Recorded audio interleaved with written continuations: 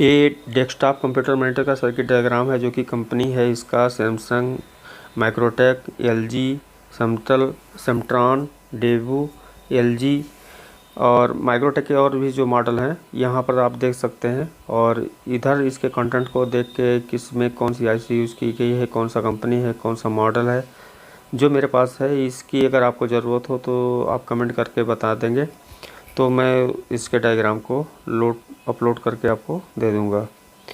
क्योंकि इस समय भी कई जगह पे जो है ये डेस्कटॉप हमारे यूज़ हो रहे हैं, जैसे हमारे स्कूल हुआ या इंस्टीट्यूट हुआ, वहाँ पे बच्चों को सिखाने के लिए अभी भी डेस्कटॉप मॉनिटर यूज हो रहे हैं। उसमें फॉल्ट आते हैं, हमारा जो एसटी वाला हुआ, और मॉनिटर का जो मेन प्रॉब्लम होता है पावर सप्लाई, और पावर सप्लाई एसटी। अब यहाँ पर देखें, इस पावर सप्लाई का जो ये पीसीबी लेआउट है, जो कि ऊपर साइड से देखेंगे, नीचे साइड का ट्रैक इसी तरीके से होगा, ऊपर ये कंपोनेंट साइड है, जिसका डायग्राम हम आपको अभी आगे दिखाते हैं। और पहले इसका मॉडल नंबर देख लें, एलजी का है ये, स्टूडियो वर्क के नाम से ये काफ़ी फेमस है। 45 वोल्ट पे ऑपरेट है, कि कम से कम अगर मिनिमम ही 45 वोल्ट रहेगा तो भी ये मॉनिटर बढ़िया चलता है, यानी अच्छा रिस्पांस है इसका। तो ये जो है काफ़ी कम वाट खींचता है, इसलिए जो है ये मॉनिटर अभी भी कई जगह पे यूज हो रहे हैं। इसमें प्रॉब्लम क्या आता है, इस पावर सप्लाई से रिलेटेड प्रॉब्लम आते हैं और एसटी से। यहाँ पर देखें, ये है इसका ACMPS पावर सप्लाई, जहाँ पे 98 वोल्ट यहाँ से इसका आउटपुट मिलेगा सेकेंडरी में। ये इसका पावर सप्लाई है ACMPS। इसी में ज़्यादा प्रॉब्लम आते हैं, या तो यहाँ पे आएगा प्रॉब्लम जहाँ से हमारा वोल्टेज इनपुट हो रहा है और डीसी बन रहा है।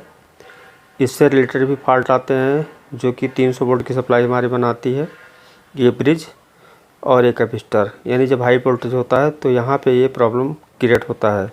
इसके साथ यहाँ भी प्रॉब्लम हो सकता है।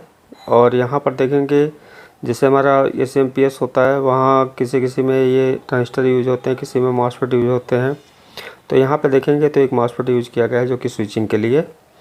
और ड्राइवर सेक्शन इसका ये है, ड्राइवर IC जो यूज़ की गई है UC 3845 AM।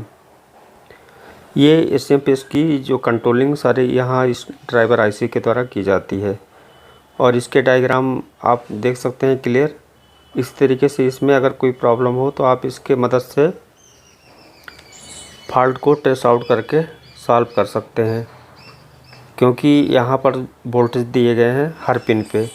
जैसे यहाँ पर देखेंगे पिन नंबर 8 पे 5 वोल्ट, 7 पे 8.5 वोल्ट, फिर 6 वोल्ट यानी 6 पे, यानी पिन नंबर 6 पे 2.3 वोल्ट, 5 पे यहाँ पे देखेंगे 0 वोल्ट, फिर ये 4 पे 1.3 वोल्ट।